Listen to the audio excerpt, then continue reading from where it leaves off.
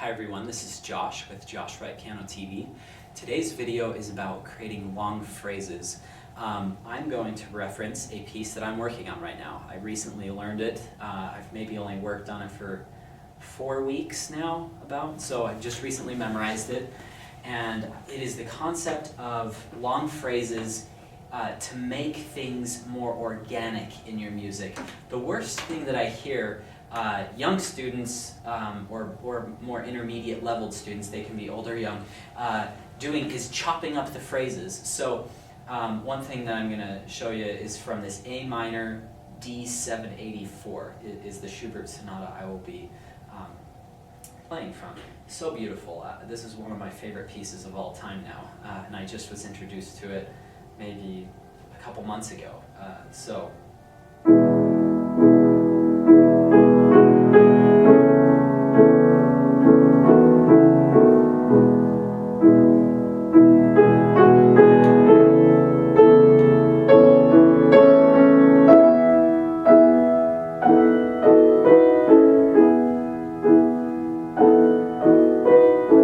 This is a very easy passage to fall into monotony. So just playing same on each phrase, same, feeling this pulse, getting into this habit, even if you're feeling it beautifully.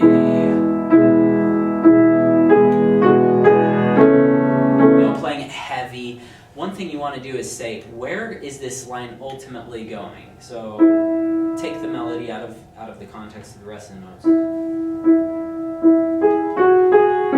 Play a little faster so you can hear it. That seems like a nice idea right there.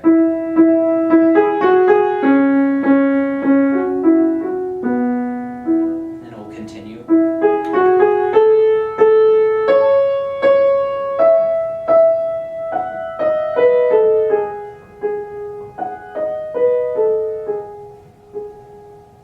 So already I'm seeing the bigger picture. Now let's try putting that in context. So I'll start a little softer.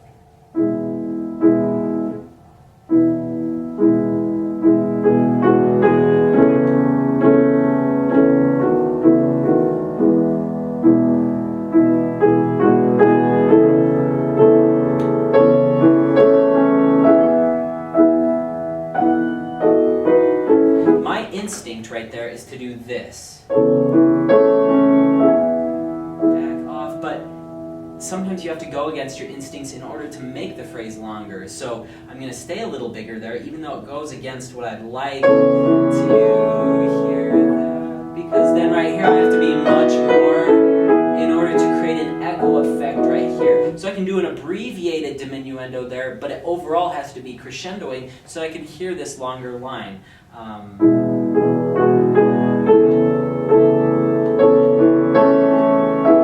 So I felt just the tiniest of diminuendos, but I stayed a little bigger. And then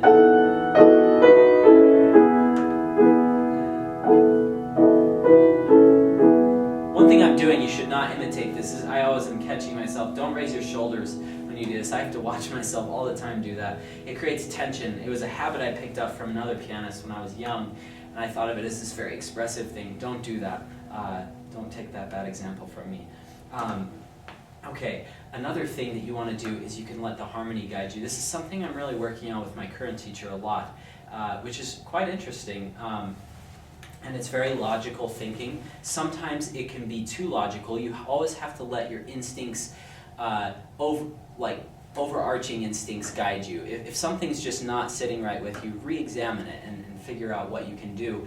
But you don't want to just play on a whim. I fall into that habit sometimes where I'll play something and I'll just play it to sound good.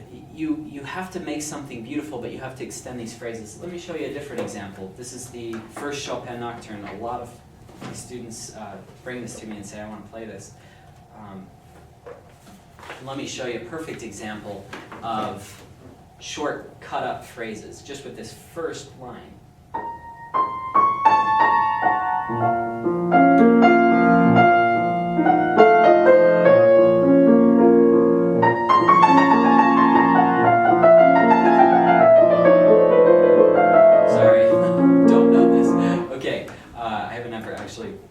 learned this myself. I've only taught it, so that 22 passage is not so good. That was just absolutely terrible the way I just played that. The reason is because I played each phrase as its own thing.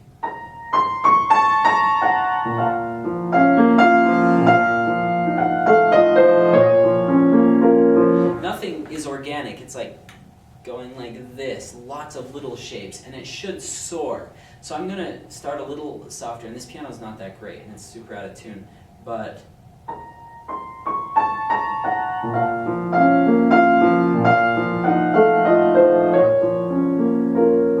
see, that's one idea now.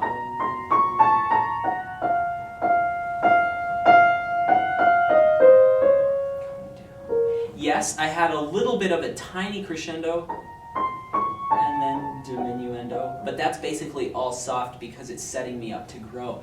You should always look at lines as if they're organic, as if they're a living organism, and you have to breathe into it and then breathe out. You don't want just like these little short gasps of air if you're trying to live normally. You have to pretend that your phrases are living creatures that just take these long, deep breaths and then exhale. And sometimes it really will become like a living creature. If the adrenaline starts pumping, the phrases may shorten. Beethoven is really into that. It's called foreshortening, where he takes a four-phrase structure, two-phrase, one, or four-bar phrase, and then two-bar phrase, and then one, and then half bars, and it crunches together, so you can feel the breathlessness build up there. But on these long, more plastic, jelly, clay, whatever you want to picture, pulling apart lines, you have to be more elastic with them. Let me turn to this. Sorry, I'm not even focused here. Let's see. This is another classic nocturne that so many people bring to me to learn.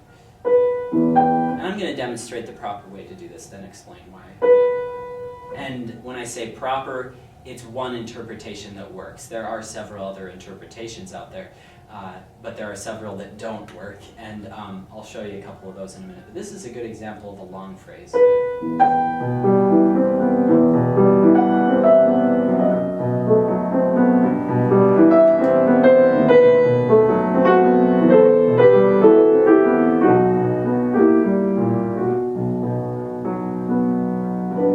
Okay, what I did is I came down, and then I breathed in a little bit more, and then felt it die away. Let me show you how a lot of students bring this to me.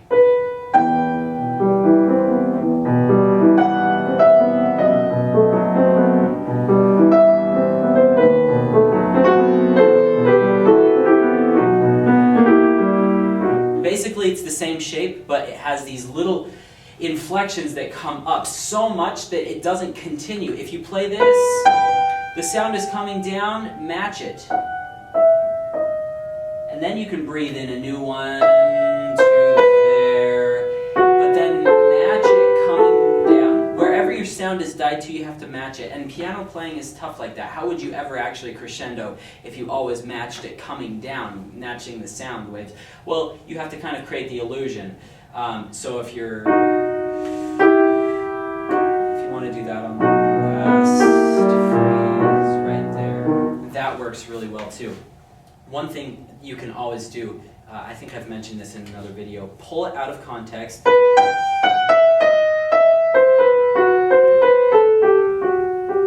You don't even have to do the right rhythm. You can see I was distorting the rhythm, but I'm trying to get the overall flow.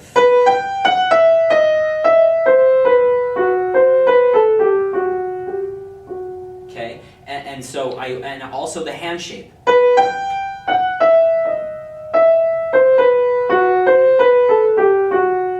See, my hand's not moving up and down all the time. It's moving more sideways in this kind of motion. So when I go to play it, I don't go up. Don't do this. Up, up, up. A lot of adult students, when they're trying to be expressive especially, they go. they do separate motions, and that chops your phrase even more. So try to make these long, nice phrases. If anyone has questions on this concept, which is a very mature concept, it's something I'm always working on, something that you'll never really escape, because you always have to pull back and say, can I see the larger landscape of this piece? If anyone has questions on this, please email me. Also, if you're interested in some online Skype lessons, email me. The email is josh@joshwrightpiano.com, and I'd be happy to respond to any questions you might have. Thanks so much for joining me today.